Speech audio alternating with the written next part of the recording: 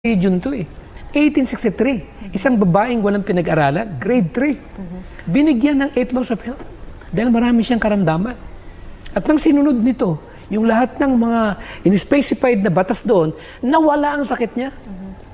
At yun din naging motivation ko sa sarili ko. Eh nakita na nga natin ang ebidensya. Lumusog talaga si Mrs. White. Eh buti na lang tayo, kahit pa paano, naabot tayo nitong pabalita na ganito.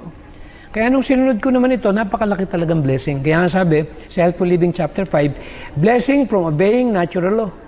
Ibig sabihin, may blessing. Kaya sa Deuteronomy 28, pag hindi mo naman sinunod, cursed naman, karamdaman.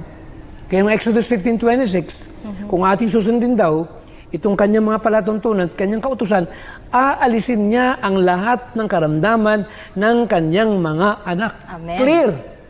Question. Paano ko gagaling?